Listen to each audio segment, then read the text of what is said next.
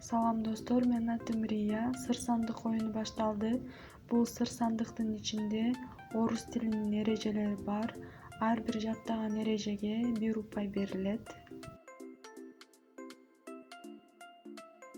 Знаки препинания в русском языке. Знаки препинания. Элементы письменности, выполняющие вспомогательные функции разделения, выделения, смысловых отрезков текста, предложений, словосочетания слов, частей слова, указаний на грамматические и логические отношения между словами, указаний на коммуникативный тип предложения, его эмоциональную окраску, законченность, а также некоторые иные функции. Тыныш белгилер.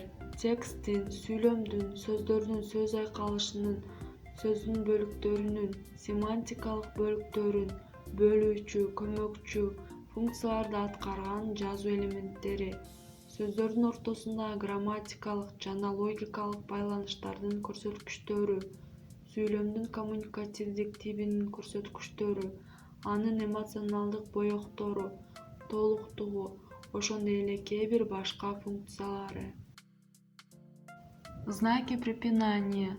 Синтаксически оформляющий текст, облегчает его зрительное восприятие и понимание, а при воспроизведении текста вслух помогает осуществить его интонационное оформление, интонация, смысловые паузы, логические ударения. Тыныш белгилер. Текстти синтаксистик түрдө форматтап, анын визуалдык кабыл алышын жана түшүнүшүн жеңилдетет. Ал эми текст үн чыгарып ойнотулганда анын интонациялык жасалгасын, интонация, семантикалык тыныгуулар, логикалык басым ишке ашырууга жардам берет. Точка, чекит, вопросительный знак, суроо белгиси, восклицательный знак, илеп белгиси, многоточие, көп чекит, двоеточие, кош чекит, точка с запятой, үтүрдүү чекит, тире, сызыкча, скобки, каша, кавычки, тырмакча, абзац. Абзац — эки кемтик жолдун арасындагы текст же жаңы ойдон башталган сүйлөм. Примеры, мисалдар. Чекит тыныш белгиси колдонулган сүйлөм. Я могу составить карту местности. Мен аймактын картасын жасай алам. Суроо тыныш белгиси колдонулган сүйлөм. Кто сломал в саду сирень? Бактагы сирень гүлүн ким сындырды? Илеп тыныш белгиси колдонулган сүйлөм. Иди сюда, бери кел. Үтүрдүү чекит тыныш белгиси колдонулган сүйлөм.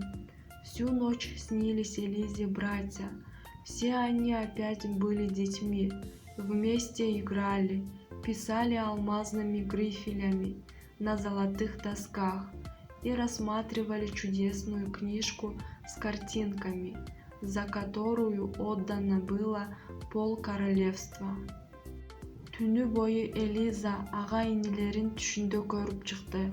Алар кайрадан жаш бала болуп, чогуу ойноп, алтын тактайларга алмаз калемдер менен жазып, падышалыктын жарымы берилген ажайып кооз китепти карашты.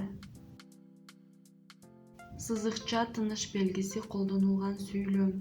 Кулинария — это тонкая наука, где нужна не только выдержка, но и фантазия. Тамак даярдоо искусствосу бул чыдамкайлыкты гана эмес, фантазияны да талап кылган кылдат илим.